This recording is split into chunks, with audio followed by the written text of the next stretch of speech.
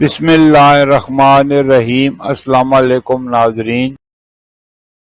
برصغیر میں زندگی کی گاڑی کو آگے بڑھانے کے لیے 3 طرح کے کیلنڈر دیکھے جاتے ہیں، جن میں عیسوی کیلنڈر، اسلامی کیلنڈر اور بکرمی یا دیسی کیلنڈر۔ عیسوی کیلنڈر کے حساب سے 17 جولائی 2025 دن جمعرات کا پاکستان، بھارت، بنگلہ دیش اور دیگر ممالک میں ہجری یا قمری کیلنڈر کے حساب سے 21 محرم 1447 ہجری دن جمعرات کا سعودی عرب اور دیگر خلیجی ممالک میں ہجری یا قمری کیلنڈر کے حساب سے 22 محرم 1447 ہجری دن جمعرات کا سعودی عرب اور دیگر خلیجی ممالک قمری کیلنڈر کے حساب سے ہم سے ایک دن آگے ہیں۔ بکرمی یا پنجابی کیلنڈر کے حساب سے 1 ساون 2082 دن جمعرات کا ماضی کے دریچوں سے چند واقعات جو پاکستان اور مسلمانوں سے متعلق ہیں۔ 17 جولائی 1957 نگار ایوارڈ کا آغاز ہوا، جو پاکستانی فلمی صنعت کا سب سے معتبر ایوارڈ بن گیا، جو پاکستانی سینما کو فروغ دینے میں اہم کردار ادا کرتا رہا۔ 17 جولائی 1973 سردار محمد داؤد خان نے افغانستان میں ایک انقلاب کے ذریعے بادشاہت کا خاتمہ کیا، جس سے پاکستان اور افغانستان کے تعلقات میں تناؤ پیدا ہوا۔ اس واقعے نے پاکستان کی خارجہ پالیسی اور سرحدی سلامتی پر گہرے اثرات مرتب کیے، خاص طور پر پختونستان کے تنازع کے تناظر میں۔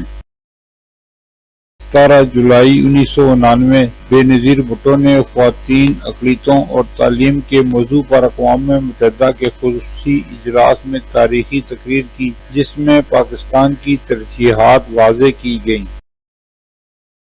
17 جولائی 1990 پاکستان ٹیلی ویژن پی ٹی وی نے اپنے دوسرے چینل کی نشریات کا آغاز کیا۔ اس نے پاکستانی میڈیا کے شعبے میں تنوع کو بڑھایا اور ناظرین کو مزید تفریح اور معلوماتی مواد فراہم کیا۔ 17 جولائی 1991 پاکستان نے چین کے ساتھ مل کر بنایا گیا پہلا جنگی ٹینک الخالد پیش کیا۔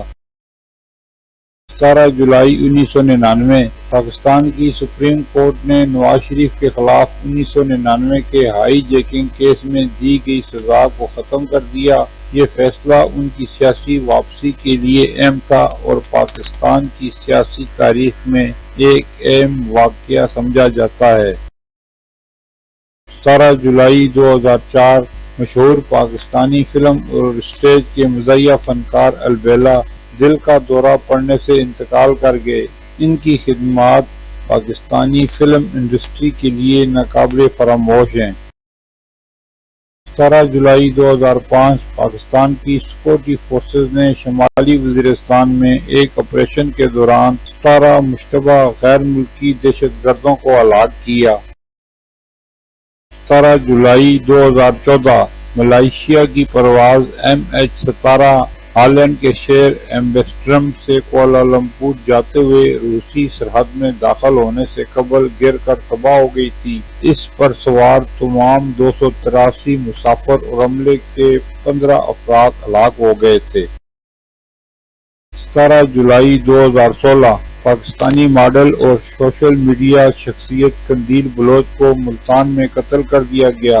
یہ واقعہ سماجی اور انسانی حقوق کے تناظر میں اہم تھا، کیونکہ اس نے پاکستان میں خواتین کے حقوق اور سماجی میڈیا کے کردار پر بحث کو جنم دیا۔